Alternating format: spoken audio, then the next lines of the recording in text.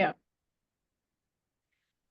All right. We are back with another provider interview. My name is Dr. Abby with CHIRO for Moms, CHIRO for Kids, Pelvic Floor for Moms, and I am here with Lauren Furgiuele, the owner and nutritionist of Planting Roots Nutrition.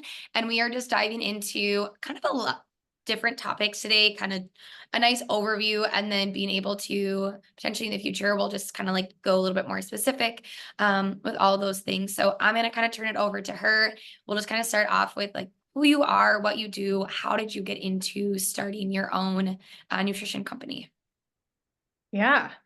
So yeah, like you said, dietitian, and with Planting Roots Nutrition, my business, I started it 4 years ago, and it has evolved a lot, I would say, since I started it, but definitely shifting into focusing a lot in women's health.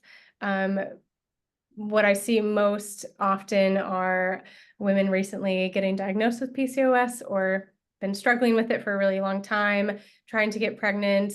And then once they are pregnant, supporting them through that journey and then postpartum, and just a lot of the things that can come up from hormone imbalances and even perimenopause and all of those types of things. How I got into nutrition is not a very exciting story, but I've always been an athlete, and I thought I wanted to study exercise science and started off there and had a nutrition class coming up and was super excited about it because I don't even know why. I just thought it was really fascinating, even though I didn't know much about it, and ended up changing my major to dietetics and never turned back. I've loved it ever since. And I was more in a community nutrition role and for a while, and then was experiencing my own health issues.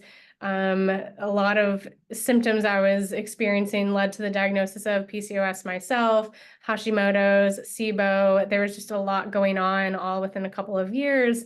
And it was functional medicine that kind of helped me get out of that and take care of myself. And so that drove me to then get my master's in human nutrition and functional medicine. And that's what ultimately gave me the confidence and motivation to start my own practice so that I could help people dealing with similar things. So that's kind of my journey, and here we are now. Yeah.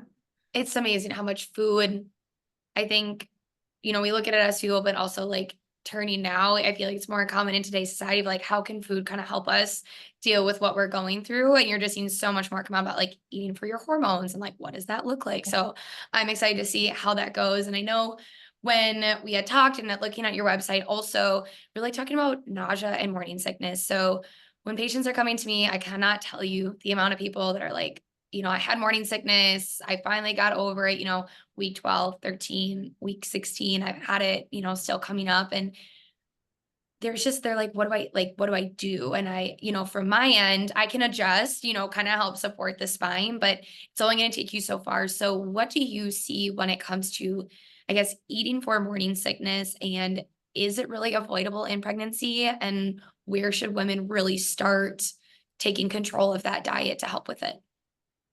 Right. Yeah.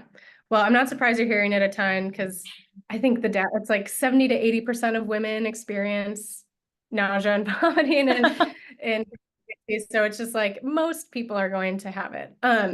Yeah, so the avoidable question, it's not, I don't think there's things we can do to avoid it because the Sure. reality is, and I don't know if you have learned about this, it's actually new, but there's a hormone discovered, some research came out, I think in 2023 of this hormone called GDF15 that we produce at very low levels. And then in pregnancy, the placenta produces it in crazy high amounts. And that jump in that hormone is what really stimulates nausea and vomiting. And so it may come off as like not empowering, knowing that that's kind of out of our control.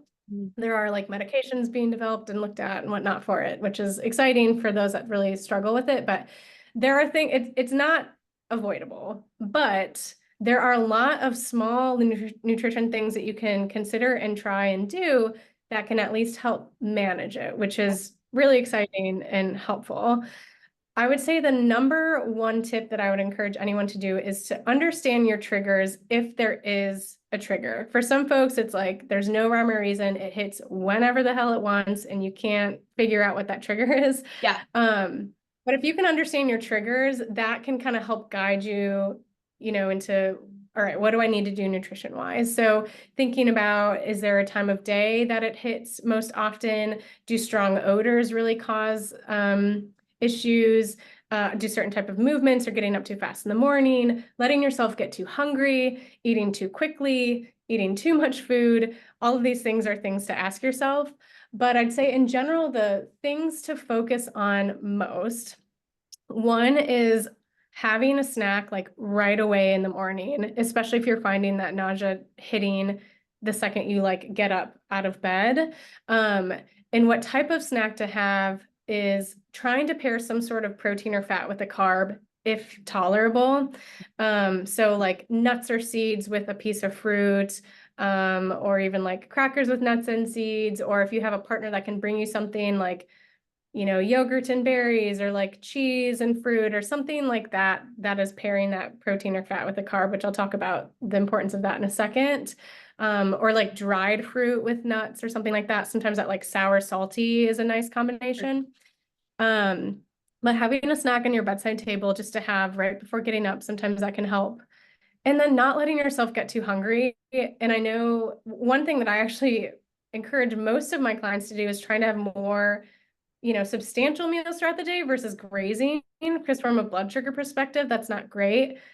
But in pregnancy, just keeping that belly full can be really helpful. And so again, trying to have more frequent snacks or meals throughout the day, drinking lots of water in between meals, can be really helpful. And again, as far as what some of those foods look like, brings me to my next point of balancing your blood sugar. There's not a lot of research showing if you balance your blood sugar better, this will help with nausea, but I can't tell you anecdotally how much I've heard from folks that that has really helped them feel more stable in their nausea. It feels just more tolerable by eating in a way that balances their blood sugar. And basically what I said before with pairing a protein or fat with a carb, like you just really want to try not to have no naked carbs, which means don't have carbs by themselves. And sometimes it's totally inevitable. It's like the only thing you can have is like dry toast. Yeah. If that's the only thing that goes down, like give yourself some grace. But if you can put butter on that toast or avocado on that toast or peanut butter, again, just trying to get those fats and proteins in is very important. And then cold foods. So strong odors can be pretty triggering for folks, thinking of like, a pork roast in the crock pot or like a roasted chicken or something like that can be really triggering. So one, if you have a partner that can cook for you, amazing. So that like when you get home, maybe the smell can go away or something, or like do the crock pot in the garage.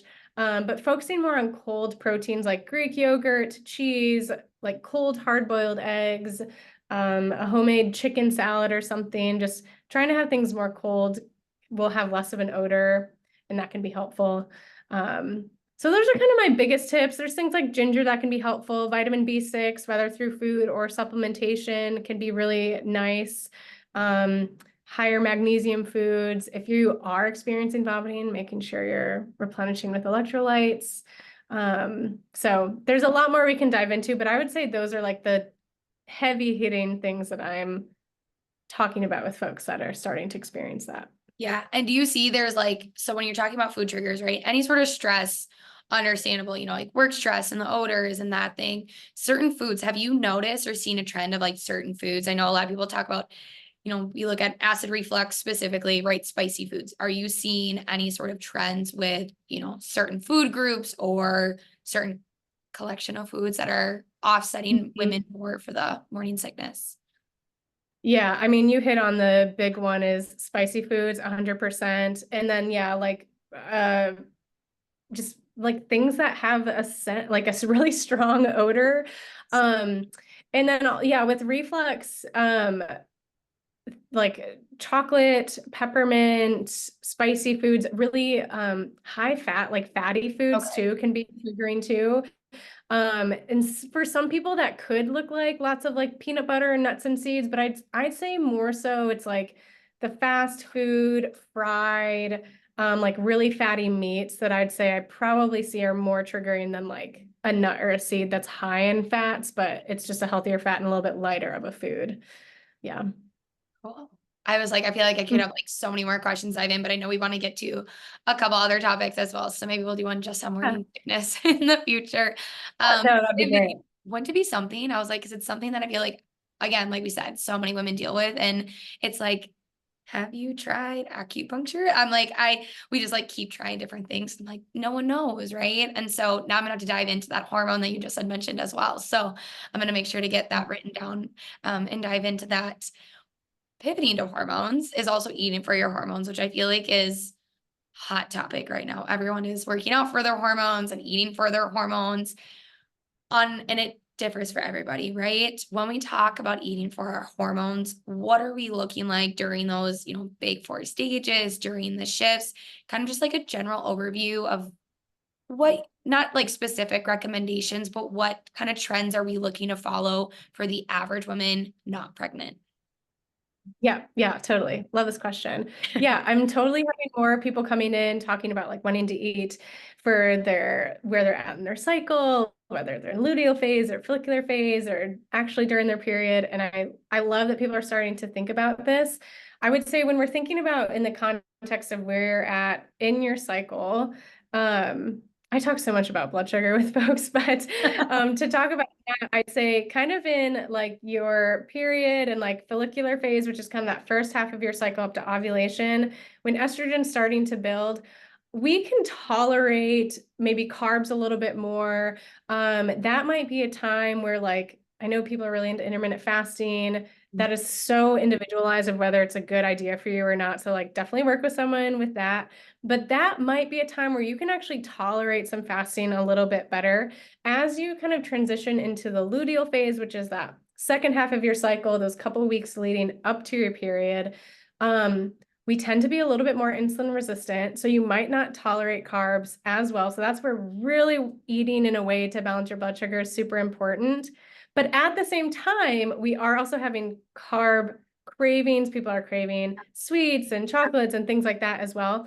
And so while we want to be, yeah, yes, same. Every So time. while we want to be, yeah, while we want to be mindful of those carbs, also leaning into the fact that you are going to be craving those. So like focus on higher fiber, complex carbohydrates like potatoes and sweet potatoes and winter squash and beets and beans and fruit and things like that, where you're allowing yourself those carbs, just eat them in a balanced way. And then also in that luteal phase, we're starting to be more tired. We're a little bit more insulin resistant. It may not be an appropriate time to be doing some intermittent fasting.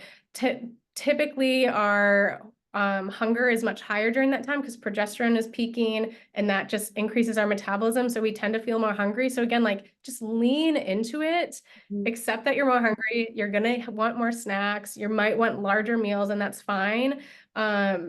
But yeah, just balancing and trying not to fast and push through like a fast during that time. So that's specifically with where you're at in your cycle. Honestly, the like less sexy things are like eating consistently, like don't skip meals. I mean, again, maybe you're doing fasting during certain times of your cycle, but in general, like our hormones are producing well when our body feels safe. And when we're skipping meals and we're eating in an inconsistent way, that makes our body not feel safe. So trying to eat consistently, eating enough food. Unfortunately, I mean, this is a trend we've seen for forever of people dieting or trying to lose weight and they're under eating, or people striving for health and they're training for marathons and doing a lot of activity and lifting heavy weights and they're not eating properly and they're not getting enough minerals and micronutrients and stuff. So eating consistently and eating enough are like really unsexy but super important things that I think people need to pay attention to. Yeah. But yeah, I mean, the reality is it's so individualized, and what I do in my practice is really focus on like, let's run the labs, like let's see what's going on with your hormones and your blood sugar. So then like, if we know you have a high estrogen or you're not detoxifying estrogen well, we can really focus on high fiber foods and things that are really going to support the liver to like help move your bowels and like help get that estrogen out. Or if your progesterone is low and you have a short luteal phase, you know, vitamin C and zinc and magnesium, like these are things we can focus on to help boost that. And so, you know, looking at anti-inflammatory foods, if you're having like really bad, crampy, heavy cycles. So there's a lot of individual pieces we can look at. But yeah, those are some kind of like general things I'm thinking about with eating for hormones. Well, and my, question kind of coming up to me for women that are on birth control, because balancing while on birth control, not that I'm a professional, I can't imagine that's the best time to do that. When a woman's coming off birth control, how long are you typically waiting to say, okay, now is a great time where we can actually look at balancing it? Because is balancing that something you're really going to want to look at while they're on birth control? Right. Yeah. I mean, if they're on birth control, it's like that's going to control your hormones. Right. Well, there are some things you can do from a food perspective to maybe help some symptoms. There's only so much you can do. So yeah, once someone comes off, we're kind of thinking about, let's support the liver, detoxifying coming off of that. We know that birth control can lead to nutrient deficiencies. So let's like really make sure we're supporting mineral status and just getting nutrient dense whole foods in. I typically, before like testing or really trying to think like, what do we need to do to balance your hormones? I want to get someone to having a period first. Sure. And then that gives us so much information of how often is it happening? What are your symptoms when you're having that? And then we can really start to like do the work of knowing what's the best approach here with balancing your hormones. But also if they're not getting it, like I'm looking at blood sugar and cholesterol, because we know cholesterol is the precursor to hormones. If that's really low, like there's other things we can also focus on before a period might come back. I hope I kind of answered that question, but and everything, I feel like everything with nutrition individualized, looking at the labs, what's really going on, is estrogen high or is progesterone low? Like where are we looking at and working with? But so yes is my bottom answer line on that. And I know we're coming short up on time here. And so I want to be respectful. I know you have clients and I've got patients. Some takeaways. What are, like a couple things that you want women to know about nutrition from the point of a dietitian, things that they could implement in their life now just to create a healthier being, whether they're looking to get pregnant or just maintaining what they have or their postpartum, just those things. And then also how to contact you in case they have more questions or want to reach out on setting anything up with you. Yeah. Awesome. Yeah. I mean, I think just a few things I want to leave folks with, and maybe it's not necessarily specific nutrition tips, I guess, but we know that nutrition is so important, like hands down. It can influence our hormones and our health so much. And for pregnant women, like it can influence your pregnancy, your baby's health, your baby's health. Like it's amazing how important it is. And, I don't want people to underestimate the power that it can play.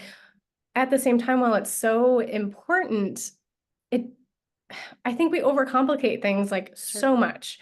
And there's a fine line of like creating a lot of stress in your life when you're trying to strive for this like perfection in nutrition and with exercise or with anything that when we're striving for health. And so really understanding where that fine line is for yourself, I think is really important.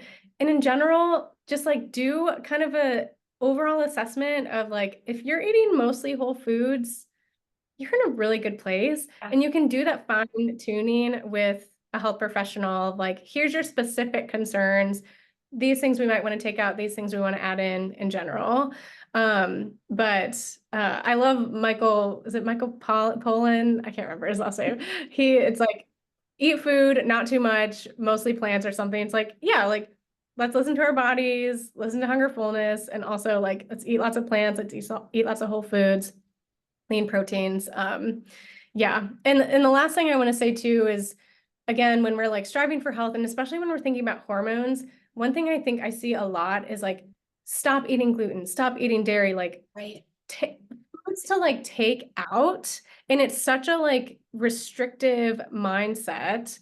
And what I would love people to try to shift is thinking about what are foods you can add in, like what are anti-inflammatory foods you can add in, pomegranates and berries and dark leafy greens and cruciferous vegetables like broccoli and cauliflower and like salmon, and people are getting into beef liver, which I think is amazing. It's not great, but it's super nutrient dense. Yeah. So just taking this different mindset shift of like, what are the things I can add in versus constantly think about the things to take out. I think it makes life more fun and less stressful. And yeah, so I think that's what I would want to leave people with. But as far as where you can find me, so Plantain Roots Nutrition, my website, plantainrootsnutrition.com.